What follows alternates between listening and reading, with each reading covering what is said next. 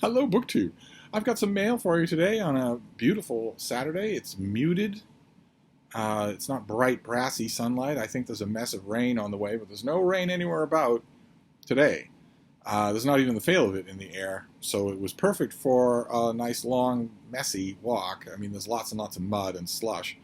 It's not the weather that the Bean and I prefer, but we had some very good outings today anyway, on one of which we met a retired racing greyhound. Delightful boy. Delightful. Very soft-spoken. Very elegant. In a house coat. He was wearing a coat against the chill. Frida, of course, was brisk at first. She's not unfriendly with other dogs, but she's stiff around them. She's not anything like the welcoming soul that she is around humans. And the greyhound's human told me that retired racing greyhounds, what this boy was, are harder and harder to adopt in America. Because there are so few working racetracks left that race these animals against their will in torturous conditions. She said that that now people on long waiting lists at retired racing greyhound adoption agencies in the United States have to wait for dogs to be imported from Ireland. I did not know that. I had no idea. I have often thought about it. I've often thought about the idea of adopting a retired racing greyhound. Only two things have really stopped me in the last 40 years. One of those things you'll be familiar with from this channel, which is, as hokey as it sounds, I often wait for fate to bring a dog to me when it's time, when it's right. I often just wait for that to happen. In my life, it has never not happened. So it happened with Frida. It happened with my two girls before her. It happened with the three dogs before them. It happened going back a long way. That's one reason. So I tend to just wait. I'm actually a little bit surprised that fate has not intervened in the last 5 years. Frida is my only dog. I obviously have the capacity to care for and love a great many more dogs than Frida at the same time. And Frida's not hostile to dogs. Not at all. She would quickly become friendly with a dog that lived here. She's not aggressive in any way. Even when a dog's aggressive to her, she's not aggressive. She sounds it, but she would never attack another dog. Never in a million years. She saves her ferocity for mice and feet. But that's one reason, is that I tend to wait for fate or whatever you want to call it. And the other reason is that some retired racing greyhound adoption agencies are pretty fascistic in what they require of you. You would almost think, I mean, some of you have told me that this is true of your own just animal rescue leagues or, adoption agencies of any kind, that they tend to be really Nazi-like in terms of what they require you to do. They want you to beg on bended knee, on cut and broken glass in order for the privilege of adopting this dog. It's not just that they've quintupled their prices at your local pound. It's also that they treat you as if you're dirt. They treat you as if you're trying to steal the dog. So we need all of the records of your current vet. We need a sworn statement of your character from your current vet, but also we need records from any previous vets that you've had. Well, I moved to Boston 20 years ago. I guess I had a vet back in North Carolina. Well, we need that too, or the answer's no. We won't even consider you. The answer's no. It doesn't matter that you're just telling us that you've had a vet that you've been paying money to for 40 years, so you are a good dog owner. It doesn't matter. We need the old records as well. And also, we need to come and visit your home. And also, we're going to have several unscheduled visits where we just show up. And we'll knock at the door, but we're only going to knock once. You have to come to the door fawning and begging, and then let us in, no matter what time of the day or night it is, to walk around and do a white glove test of your home and your yard. And if you don't answer at one knock, or if you refuse, or if you say, go F yourself, then no, then we'd rather euthanize these dogs than let them go to you. I understand.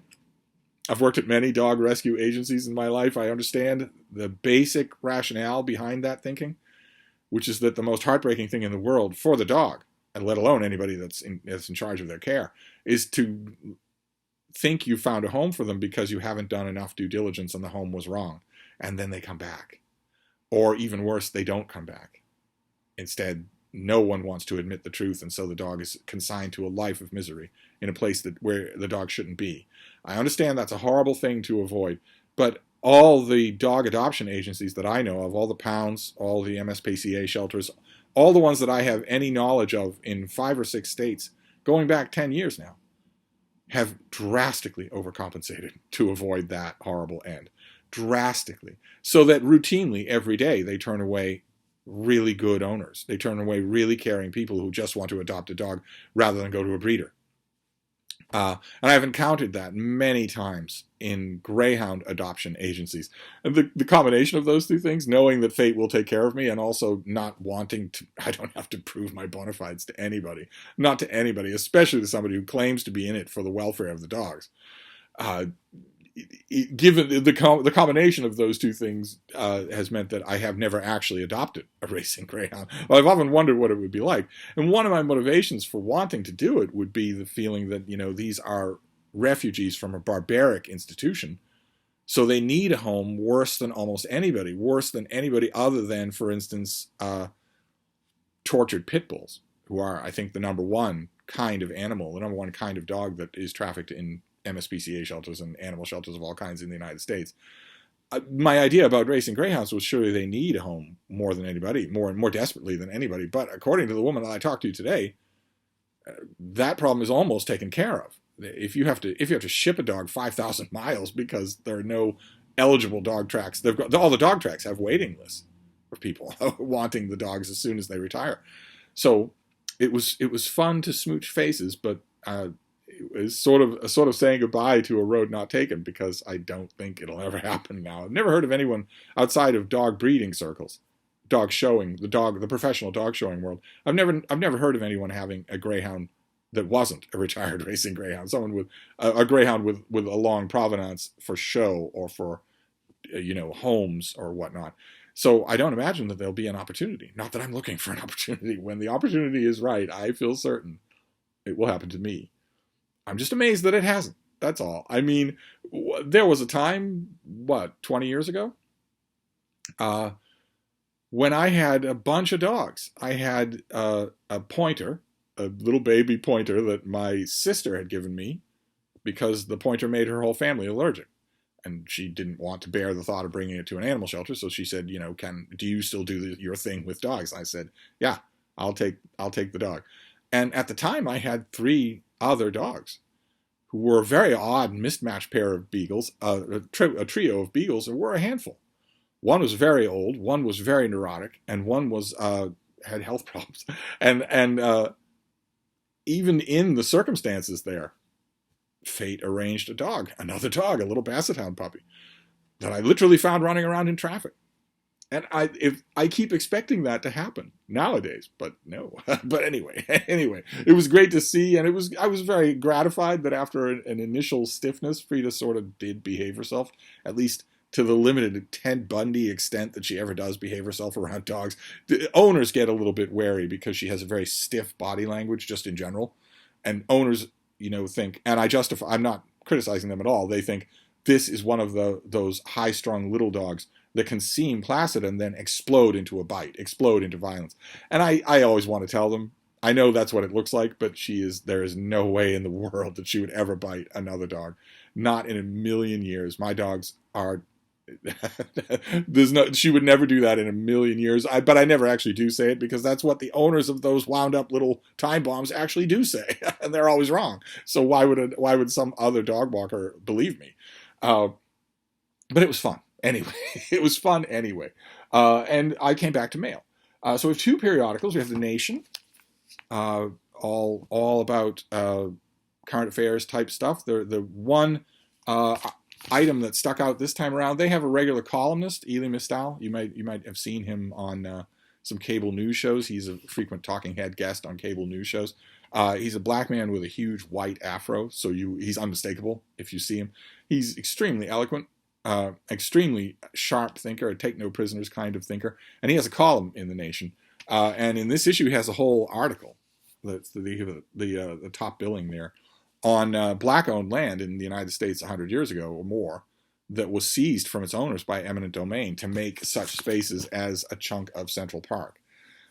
Fascinating to know. And the other magazine we go from the Nation I subscribe to. The subscription was really cheap. And I do like a lot of their columnists, but I mainly subscribe to it, as you'd expect, for the back of the book coverage, for the book section in the back, the book reviews in the back of the magazine of every issue. But lately, in the last year or so, the nation's book coverage has shifted more and more explicitly political, and I'm not interested in that. In order for it to become more political in a political magazine, it will have to become more granular, and I'm not interested in reading book reviews of books I'm not going to read. Not usually, not unless the reviewer is someone that I know or whose work I really like, but that hasn't been true. I can't remember the last time the nation's book coverage pleased me.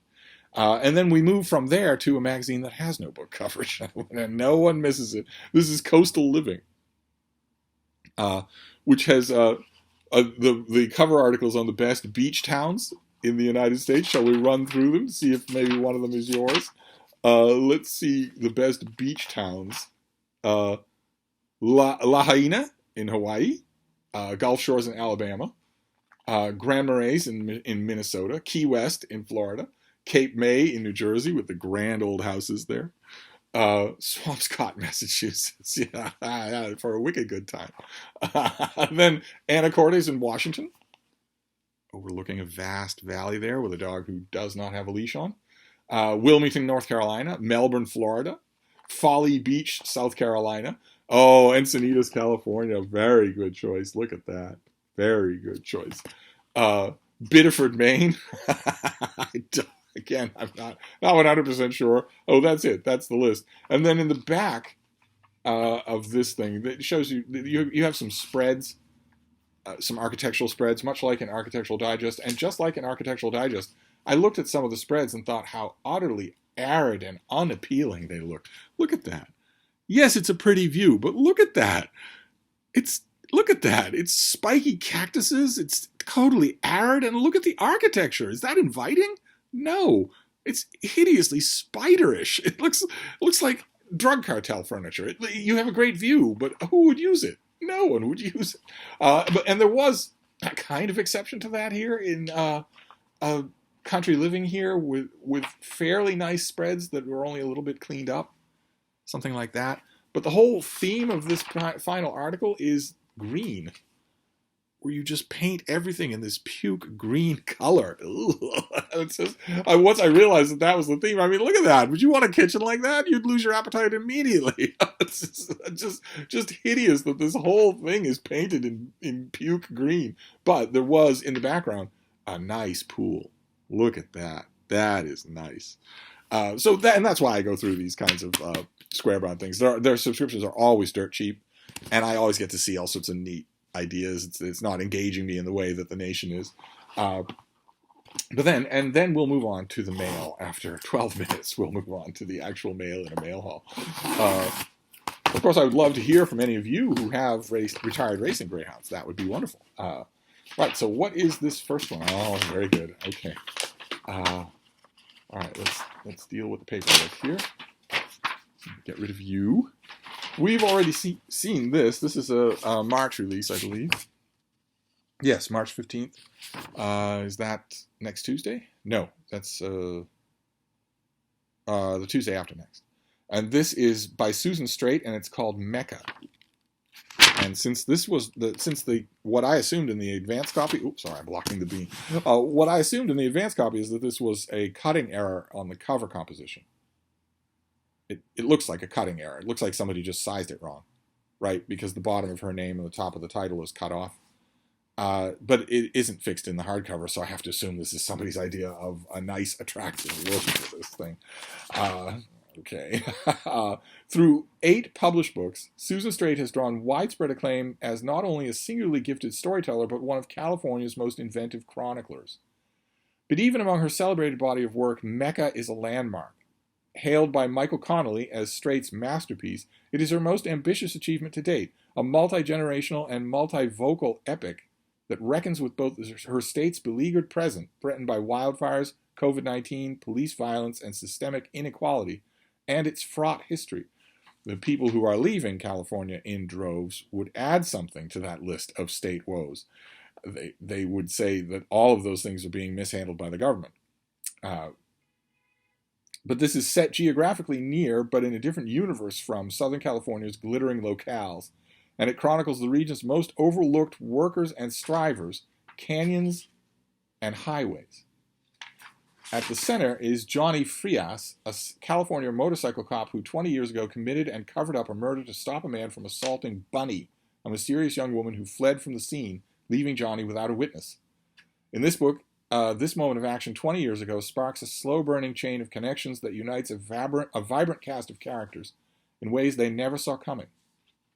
Okay, well, I have the advanced copy of this, but I haven't got to it, and I have to confess, I don't remember the description sounding that interesting. That does sound good. So this comes out on March the 15th. We want to fold the publicity sheet so that March the 15th is easily visible when we open the book. I say that with extra pointed emphasis, not to you, but to me, because I always seem to do that wrong. We've got more packages here. Let's keep going. Okay, so the first thing out of the gate here is a novel. We're going to have a lot of novels here. Let's see. Okay, this next one is a double, and also a novel. I believe a debut. Yeah, this is a debut. We saw this already. This is Hawk Mountain by Connor Habib. So we don't have a sheet on it at all, but we can read something about it, I'm sure. Yes, single father Todd is relaxing at the beach with... Oh, right, I remember this description. Those of you who haven't heard this before, it's pretty intriguing. Single father Todd is relaxing at the beach with his son Anthony when he catches sight of a man approaching from the water's edge. As the man draws closer, Todd recognizes him as Jack, who bullied Todd relentlessly in their teenage years, but now seems overjoyed to have run into his old friend. Jack suggests a meal to catch up, and can he spend the night? So you know automatically that it's not by chance that they ran into each other. Something is going on here. This is what, a July release. Okay, so I have a second copy of this, but it doesn't have to be on my radar. I'm up to my eyeballs in March books as it is, so I'm not going to be looking too closely at July releases. What is this next one? Okay, is this far away as well? Let's see.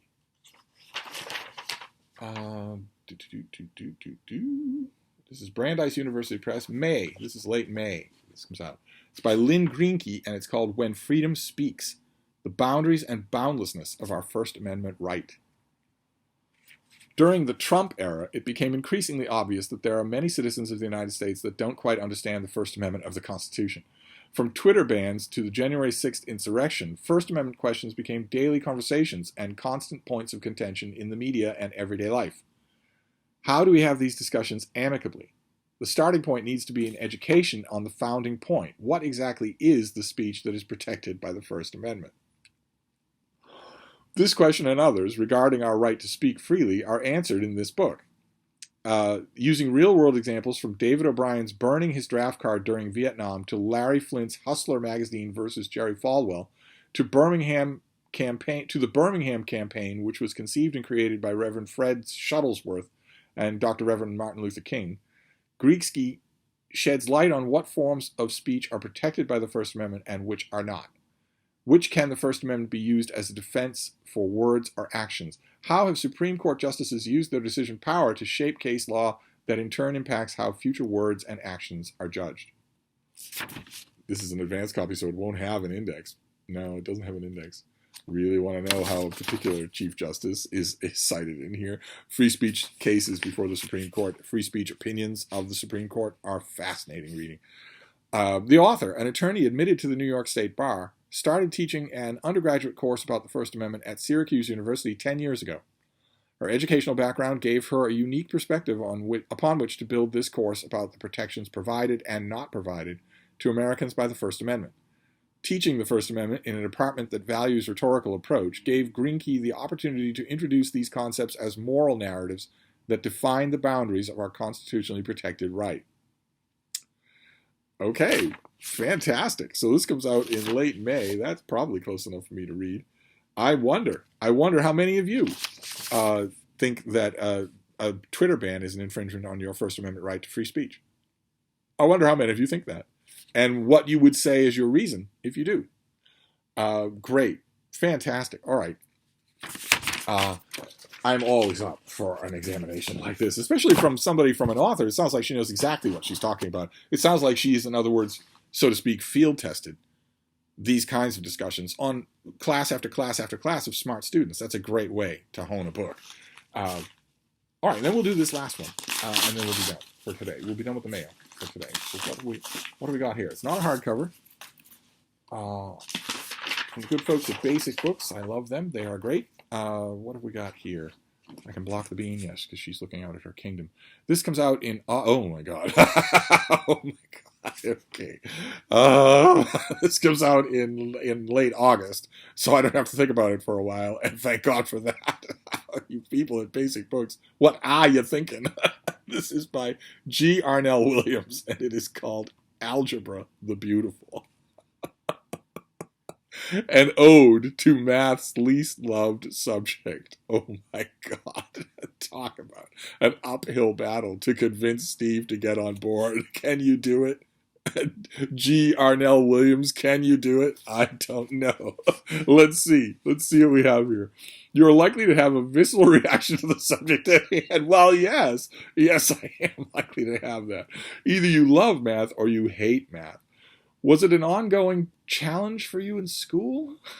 Or maybe you were naturally gifted, did what you had to and breezed through every level. Maybe at one point or another you just gave up.